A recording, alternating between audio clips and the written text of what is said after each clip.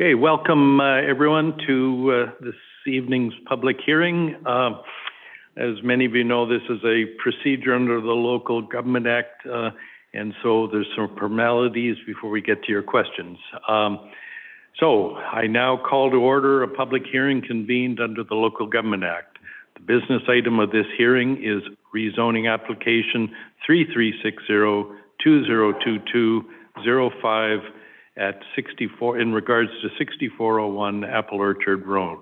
A development application has been received to rezone the property from R2 low density residential to R4 urban infill. I'd now like to call on our Deputy Corporate Officer to explain the proceedings. Thank you, Your Worship.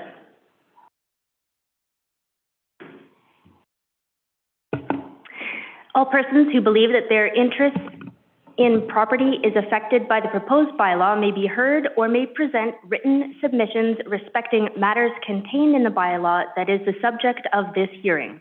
If you have a written submission, please present it to the staff table right here, and it will be included in the public document file and shared with council. The file can be reviewed throughout the hearing and at the district office during normal business hours after the hearing is concluded. The file as it stands today is currently available on the side table here if anyone would like to review it now. We are holding this public hearing in a hybrid format with people attending in person and via electronic means. If you signed up on the speakers list here in this room, we will ask you to come forward when your name is called and be seated at the table in front of council to speak. To activate the microphone, you'll just need to press the button in the center and then make sure that your words are directed towards the microphone so that you can be heard online as well as in the room. If you're attending remotely and would like to speak, please raise your hand using the raise hand feature in Zoom, or if you're attending on the phone, press *9 to raise your hand virtually on the Zoom platform, and staff will add you to the speakers list. All speakers will be asked to begin by stating their name and address. If you're attending the meeting via Zoom and experience technical difficulties when trying to raise your hand or to speak, please email your written submission to planning@cschult.ca prior to the adjournment of the public hearing.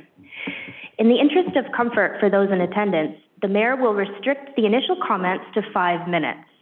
Should you wish to speak a second time, you will be given an opportunity after everyone wishing to speak regarding the proposed bylaws has spoken once. Anyone wishing to speak a second time will be limited to 3 minutes.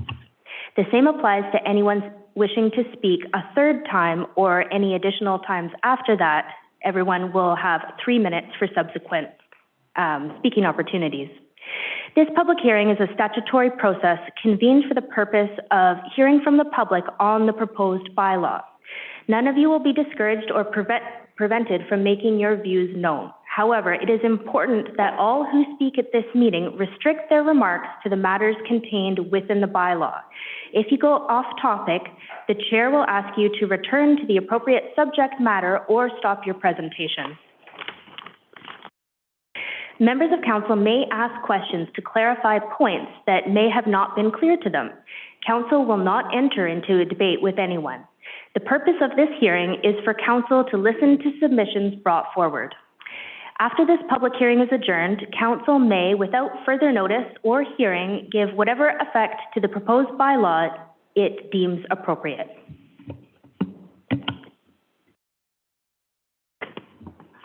Thank you, Deputy Corporate Officer. I should note that Councillor Brenda Rowe is joining us by Zoom. I see you on camera, Councillor Rowe. So, folks, I now invite you to provide verbal submissions regarding the bylaw amendment. As our Deputy Corporate Officer has said, we'll start with people on our speakers list here in the room. And if you would, we've got 2 tables to hopefully move things through the process. So pick one, and Corporate Officer perhaps will call for the second person just before your 5 minutes are up. Ms. Polson, who is first up on our list? I don't think that we can quite read that it says Candace Sayer, so perhaps you'd like to come forth, Candace. Thank you.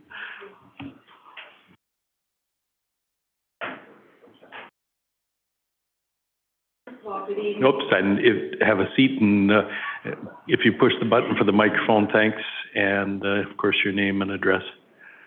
Whoops, it's not on. Oops, guess what? You get that one. It blinked. Thank you very much.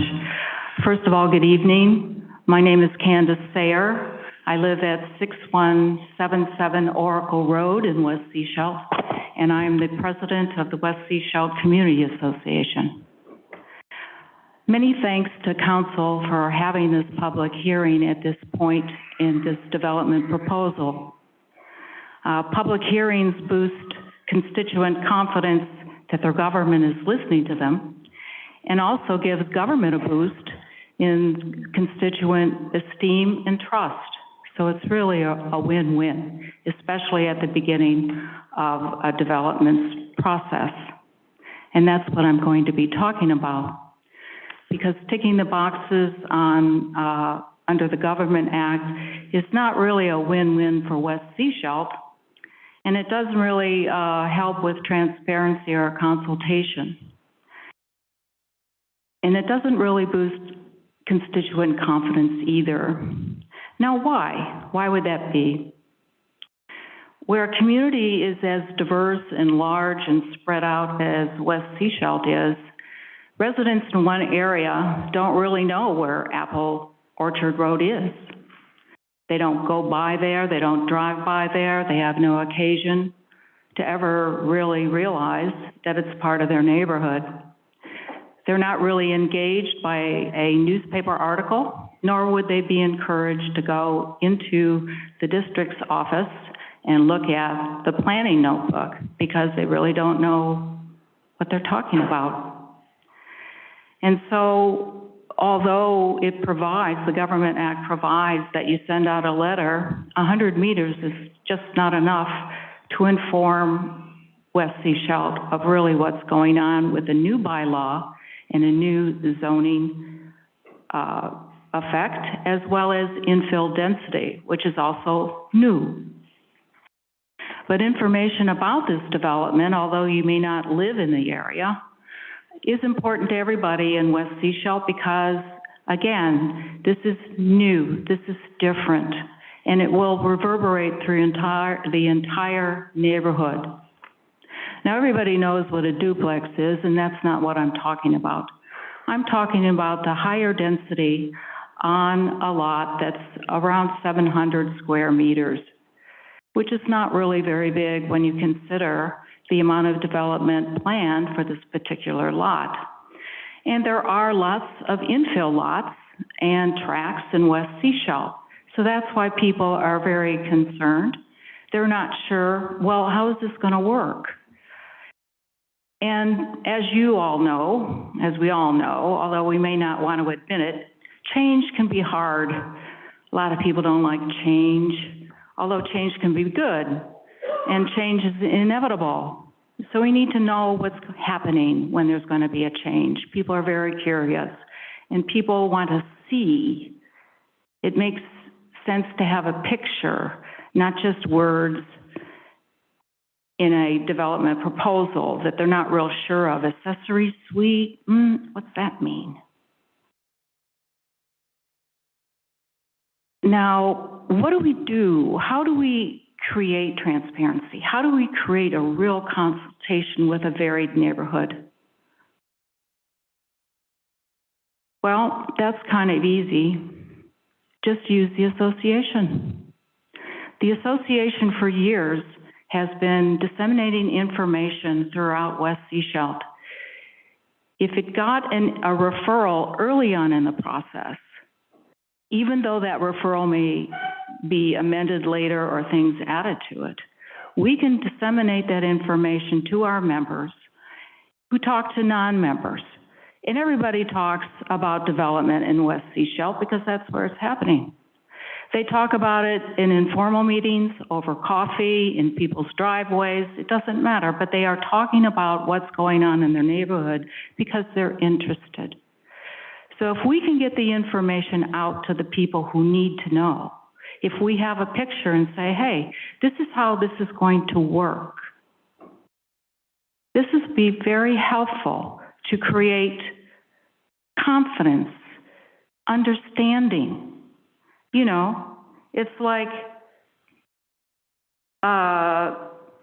you send a message, the message is received, communication is achieved, and acceptance and understanding is achieved. Well, that sounds like a win-win to me. West Sechelt Association has a mandate, and part of that mandate is that it, quite frankly, keeps tabs on the District of Sechelt and the SCRD for issues that are important to our neighborhood. Candace, I'm sorry, 5 minutes are up. Okay, I just have one clause. We take that seriously. The district has engaged with us in the past, and we hope that you will engage with us about this development and future ones. Thank you so much for the opportunity to speak with you. Great, thank you. Councillor Inkster for clarification. Yeah. Candace, can you just give me some clarification here? First of all, did you receive a referral? And if you did, when did you? We did not. Great. Okay. Any further questions? That's my line. Very good, thank you. So I think we, Brenda, where's Brenda Sopel? There you are. Hi, come on. Sure.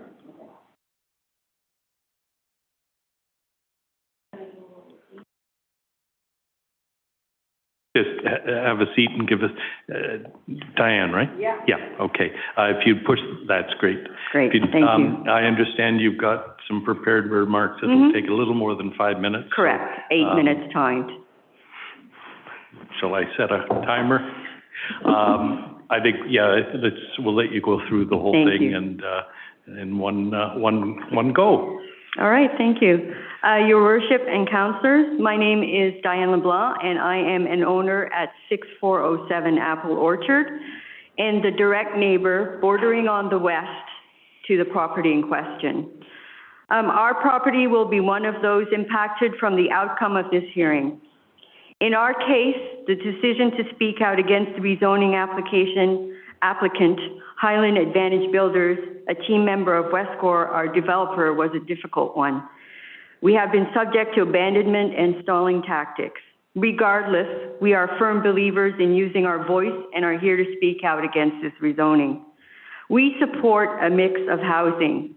We have been renters and owners of different housing types, a condominium, a single-family home, and most recently a townhouse. This rezoning is not about providing a different product or even about providing affordable housing. Rather, it's about profiting off real estate speculation, maximizing return on investment, and then taking the profits off coast. This cost will be borne by the neighborhood, the community of West Sechelt, and the future buyers, as profit needs to be recouped from someone. Public records. Based on public records, since its removal from ALR, this property has been presented to Sechelt Planning, to council and buyers as a subdivision for single-family homes. The following was extracted from the District of Sechelt Planning Committee and council meeting records. On the March 8, 2018 application for subdivision, it is written that the purpose is, quote unquote, to subdivide a parcel into 6 lots for single-family dwellings, unquote. And further, if water was not available, the District of Sechelt would not continue with development. On the October 7th, 2020 regular council meeting agenda, it is written, Westcor has sought to change the PLR to a, quote unquote, a 6-lot layout with a rear lane. Staff, Ian Hall and Andrew Allen, recommend approval, quote unquote, as there is no expected impact on any neighboring properties, which is now untrue. So let's cover profits and land speculation by rezoning for densification. On February 27, 2020, 1264360 BC Limited, the same people as Westcor Lands, purchased the subdivision lands from Olsen Brothers Development. 18 months later, in July 2021, Lot 6 was first offered for sale for $380,000. 6 months later, in January 2022, Westcor offered Lot 6 for sale again, and it was purchased by the current owners, a numbered company, 1349123 BC Limited, for $445,000 net of GST. That's a 17% increase for Westcor. In the summer of 2022, this application for rezoning was made by the owners, with the applicant for rezoning being Matthew Dunton, Highland Advantage Builders, a member of Westcor. 9 months later, from the date of purchase, September 22, the new owners list the lot for sale for $560,000. That's a whopping 26% price increase. So to me, this is clearly about land speculation, as Lot 6 was removed from the Apple Orchard subdivision and is sitting idle while awaiting rezoning for density and increased profit. That would be a profit of $115,000 for a paper rezone flip with the profits going off coast. So how is the new purchaser of this lot going to recoup their land costs? By charging higher prices to the end buyer. So who are the current owners? 1349123 BC Limited. This is a real estate investment company owned by 4 individuals, all residing in the Lower Mainland. Per Google Street View and BC Assessment, the owners all live in single-family homes in nice residential neighborhoods with their residences assessed between $1.5 to $2.5 million. They do not have multiplexes with future rental suites next door. These are speculators in it for the profit. They have no vested interest in bettering our residential neighborhood or the community of West Sechelt. So what's possibly being built on this lot? Without council rezoning approval, both the off-coast owner and Westcor Lands are marketing this property as a multiplex with rentals. I'm quoting from the original September 13th MLS listing. It says, quote, excellent opportunity to pick up this soon-to-be zoned triplex lot, cleared and ready to build 3 units, great revenue property, strata title / resale specs. So to clarify, a spec is a realty term for speculative housing. Looking at Westcor's website today, it says, Lot 6 will be built as a multi-unit duplex with the possible addition of basement access suites. I conclude that what will be built is a multiplex with rentals. Council and Your Honor, this is a precedent-setting zoning decision. OCP cites that intensive rezoning for properties of 4,000 square meters. This site is 726 square meters, coming in at 18% of the minimum. Proposed lot coverage for 3 units is 300 square meters. That's a 45% lot coverage. Current OCP does not support this extreme densification. Honorable Mayor and Councillors, this decision is precedent setting. There is no need for a multiplex on this lot. There is a 97+ unit density increase already underway in our West Sechelt neighborhood. Westcor Mills Road, 35 townhouse units and 9 secondary suites. Strongman Group, McCourt, 8 buildings for 32 units. Burnett Road, Westcor, 5 lots. Blaya Road, Everbright, 8 lots. McCourt Road, Zang, 8 lots. And 5397 McCourt Road, which is a 7.29 acre property that is currently being cleared for multifamily and small single-family lots. And finally, let's talk about affordability. Yes, the multiplex is a different product, but it's not affordable. If sold for $750,000 each, given the current rate environment, you would need an income of $156,000 to qualify for a mortgage. And then my $750,000 sales price is low. For comparison, this week, the Strongman Group just listed 4 listings at 5522 McCourt, 8 buildings, 32 units. $945,000 to $975,000 will get you a 2-bedroom and 2-bath. So how is $1 million affordable to a middle-class family on the coast? In conclusion, for the reasons I've just detailed, I'm opposed to the rezoning, and I implore you to decline it outright. A decision in the favor of the owner will be precedent setting, opening up West Sechelt to extreme densification and unaffordable housing options. The end buyer, your constituents, will be the ones absorbing the inflated cost of profits made from real estate speculation. Thank you for your time. And Thank you. for letting me go over. You're on a roll. Very good. Thank you. Any questions? Yeah. You're a helpful crowd. Okay. Anything for clarification? All right. Thank you so much. Thank you very much. Yeah, thanks. All right. Ms. Sopel, are you joining us? Yeah. And I see while you're getting settled, we have nobody else on the speakers list in the room. Do we have anybody online? Oops, you're going to have problems. Oh, look at that. No one online has indicated that they'd like to be added. Thanks. Okay, let's see if that microphone works. Oh, good. Perfect. My name is Brenda Sopel. My address, which I would prefer not to disclose because the developer has contacted my employer, so I would like to share it with us. Keep that confidential, if I may. If you share it with the Deputy Corporate Officer separately. Yeah, thank you. That's fine. So I have two parts to this, and I'm not sure, at other public hearings that I've attended in the SCRD, generally the reason for the public hearing, the person that is making the application makes a presentation. So I was a bit surprised that there wasn't a presentation of some sort this evening, where they make a case for their proposal. So I'm just wondering, again, this is something that I'm not super clear on in Sechelt, but the bylaw, Planning and Development Procedures Bylaw number 566 from 2018, is that the one that we're working under? Is that what we work under? Can anybody answer that? The bylaw 566? Bylaw 566, Perhaps. that's on your website, the Planning and Development Procedures Bylaw?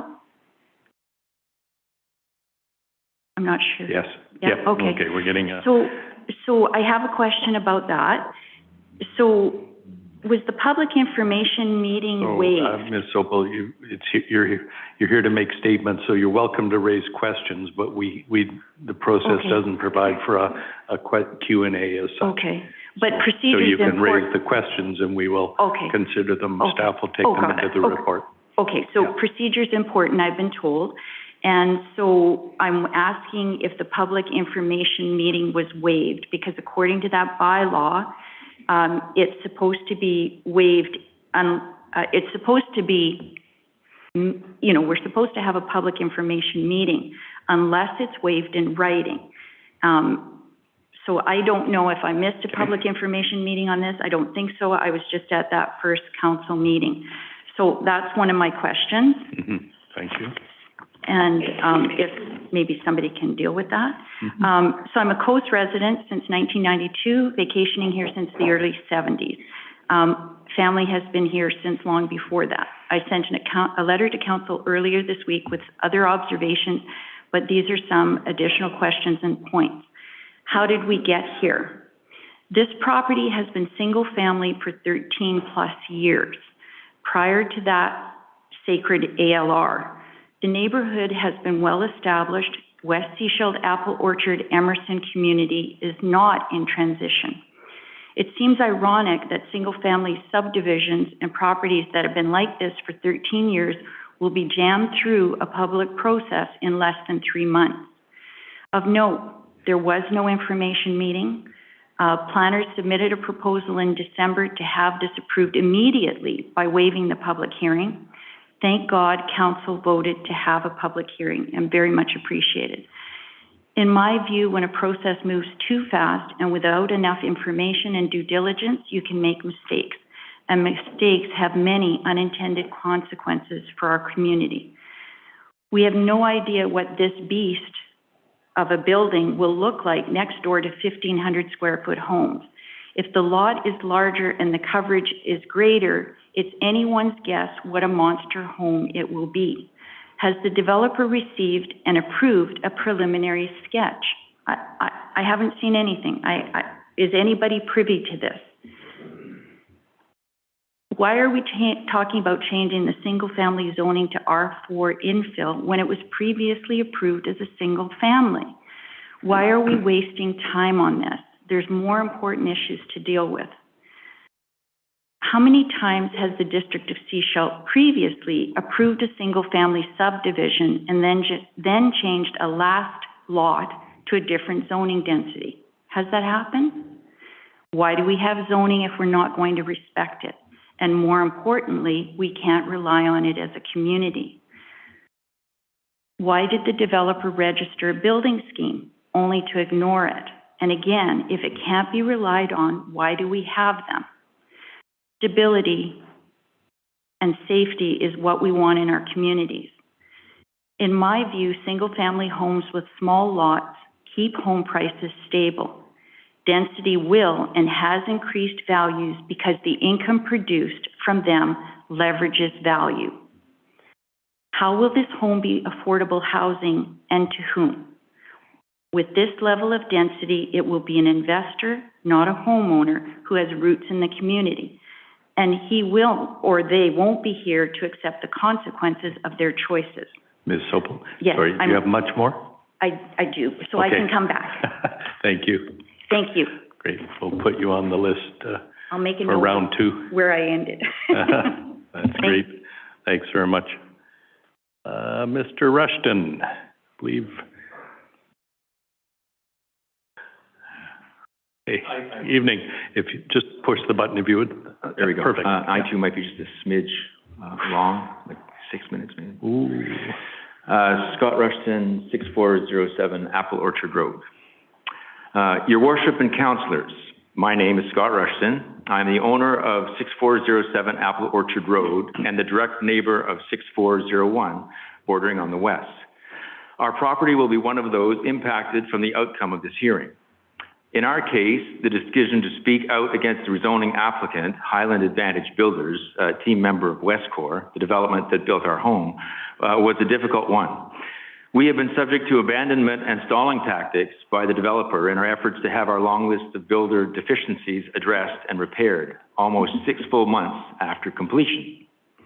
Regardless of the consequences, we are firm believers in using our voice and are here to speak out against this rezoning. Detailed comments have previously been forwarded to Council and Sechelt Planning.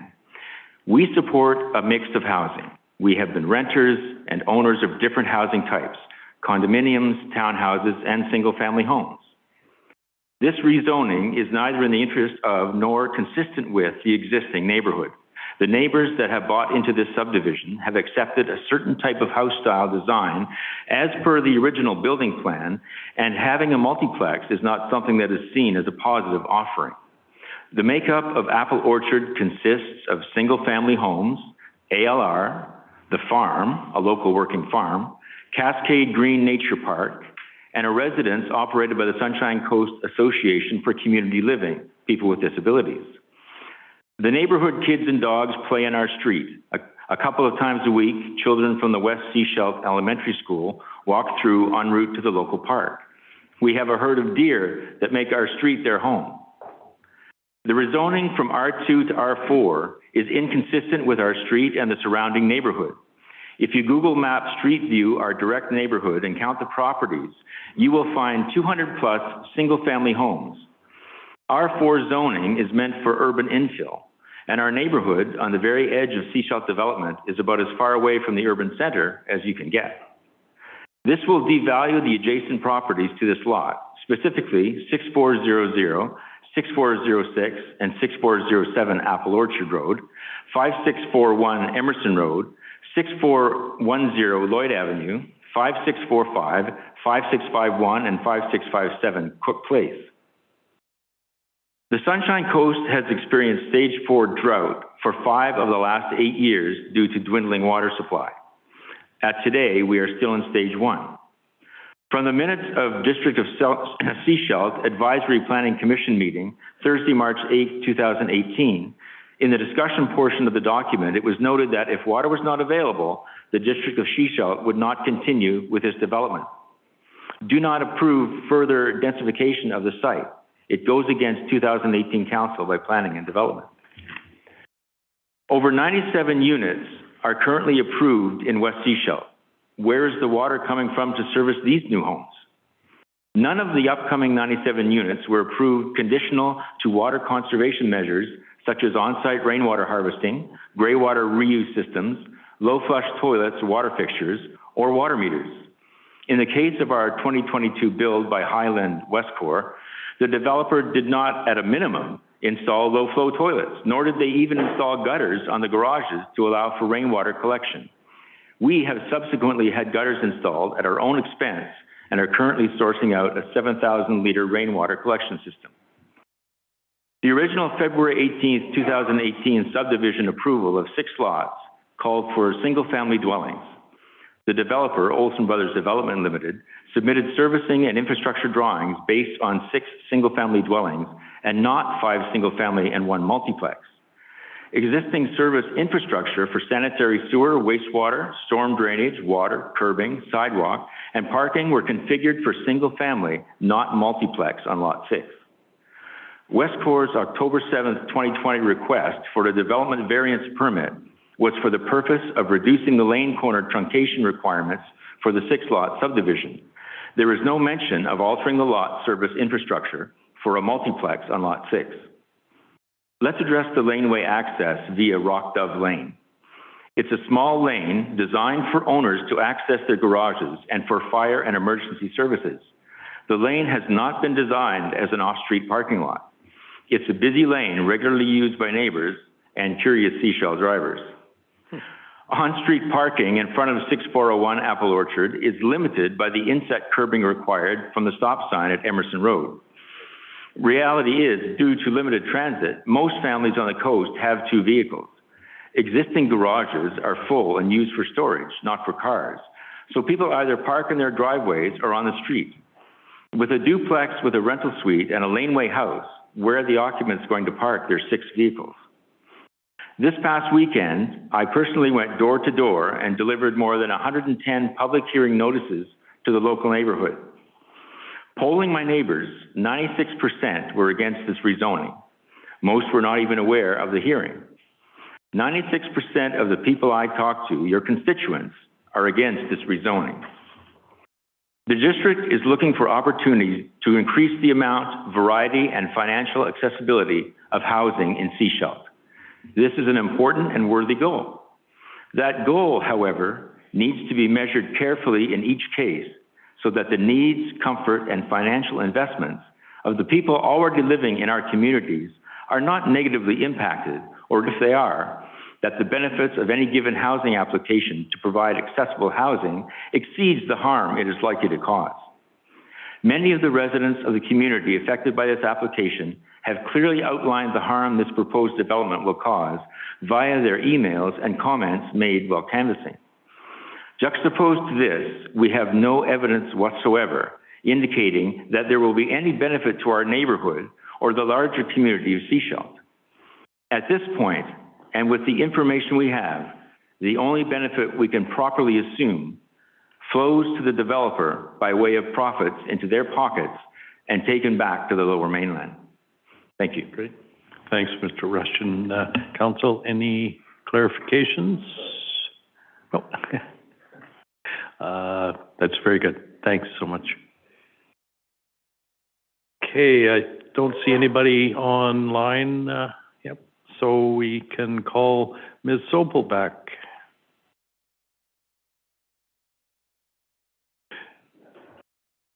Three minutes. How many people are listening online?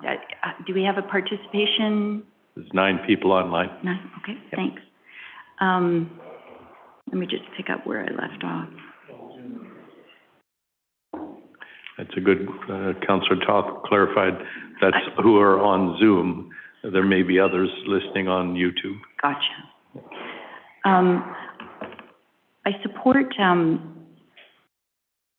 development and densification, but I also see that the planners and our council are the gatekeepers, and we should be cautious and proceed with care. I support further development subject to availability of services because the lack of it is keeping our housing prices high.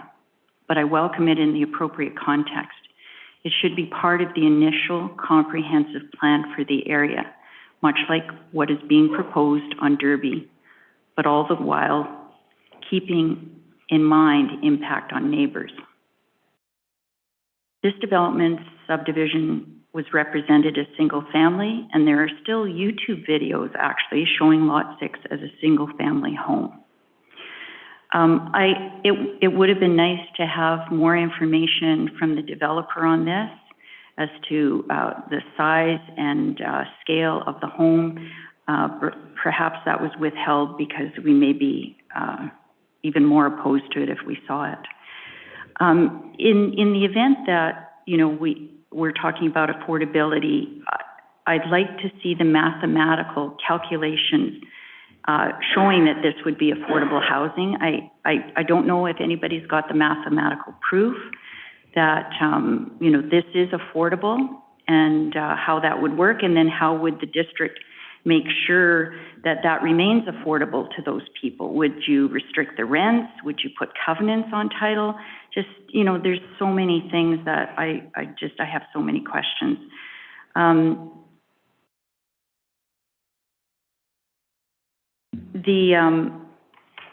Will this also mean that any lots currently in the district of Sechelt be available for R4 infill? There's vacant lots on Cowrie, Medusa, Bly, a bunch of other places. So I guess people in those neighborhoods might want to think about that.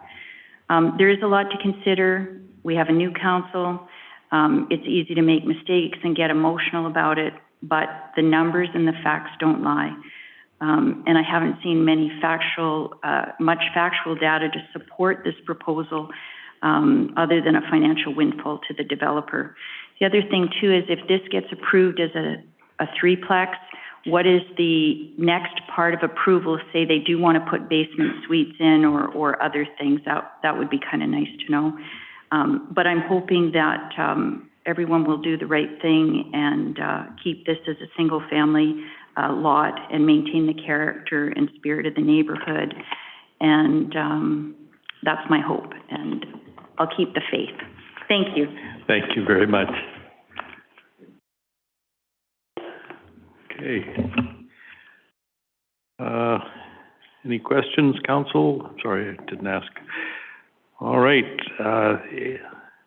So they see nobody else on the list, so I will ask if there's anyone else who wishes to speak to this matter, here or online. And the procedure, yes, ma'am. Hi, would you like to come forward, please? Yes. Please.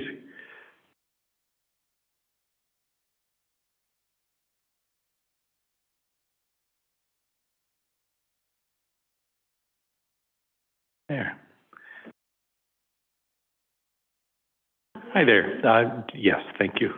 Great. Good evening. My name is Gayleen Schreiber, 6420 Marmot Road, East Porpoise Bay. Thank you very much for hosting this meeting today. It's my first meeting, and I came merely as a member of our public who doesn't have much experience with this council or municipal government. But I did take a drive out today to the site because I'd never been up there. And I took a look and I thought, that's an odd place for a fourplex or a duplex or a triplex. If you drive up the site, it's very narrow. That particular lot is higher than its neighbors. The neighborhood is primarily bungalows. The laneways are small. The parking is very tight. The roads are tight. These are all things you're probably aware of. Each one of you will have taken some time to go up and take a look at the site, I'm sure. But I want to ask you if you've considered the covenant that occurs between a council and between a neighborhood when it's created. When a neighborhood is created, the council of the day approves a kind of a zoning. They have a vision for it. It's rooted in the OCP and many other documents, policy documents of which you're well aware.